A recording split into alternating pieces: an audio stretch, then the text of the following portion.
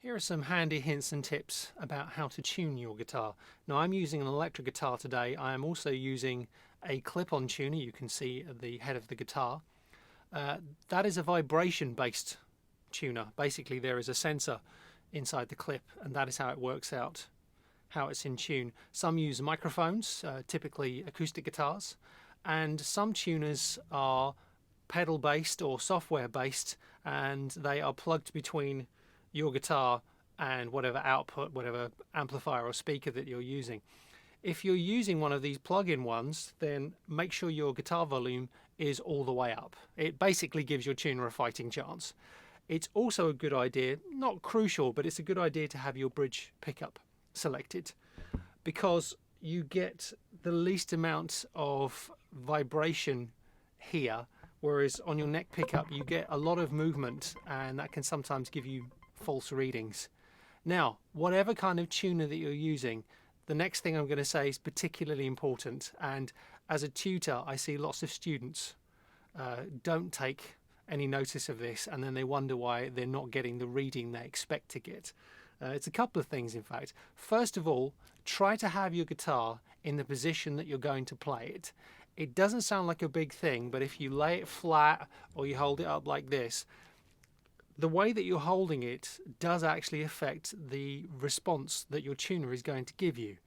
So you need to hold it in the position that you're going to play it, because then it will tune in the position that you're going to use it. The other thing is particularly critical.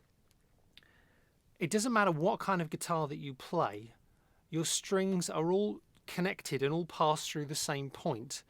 It all passes through the bridge, whether you have an individual saddle like these or a continuous saddle like an acoustic guitar, for example, but they're all connected to the guitar through the bridge.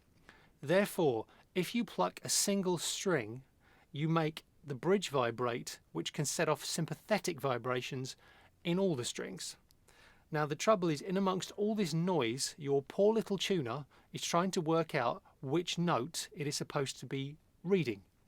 So in order to give your tuner the best chance of giving you the right answer, here's what you should do. Now, say I want to tune my high E string. Here's what I do. I put my thumb across the strings that I'm not interested in tuning. Now what this does is, obviously they can't vibrate, so they can't make a sound. Then I can pluck the string that I am interested in, and the tuner should only pick up the vibration of that single string. Now as you come towards yourself, say I want to tune the B, I've got my thumb across the E string, A string, D string and G string, and I've put my second finger on the high E string. So now I've only got the string that I'm interested in. So as you come across the strings, you just cover up the strings you don't want and leave exposed the string that you do want. So basically your first finger plucks and your thumb and other fingers cover the strings that you don't want to hear. This will make your tuning much more efficient and hopefully a little faster. Now what we're going to do is we'll have a close-up of the tuner so you can see how that works. Okay, so now you can see the tuner. So what I'm going to do is I'm going to pluck my high E string. Now you can see there on the screen that there's the E, and then there's a green light in the middle of the display. Now the first and most important thing is that the note letter that comes up on the display of your tuner should match the name of the string you're trying to tune. Most tuners will tune to any note. So if it just lights up green, all that means is that you found a note and that it's tuned a note, but it doesn't mean that it's tuned the note that you want. So the first thing you should notice is, does it match the display? Does it match the name of the string? That's the most important thing. When that is a yes, then you concentrate on what the LED display is doing. Now this is a series of little LEDs. Some tuners use a moving needle. There's all kinds of things, but it all works in the same way. If it's in the middle, and usually it's a green light, then that means that it's in tune. Now what I'm going to do is I'm going to detune the string a little bit.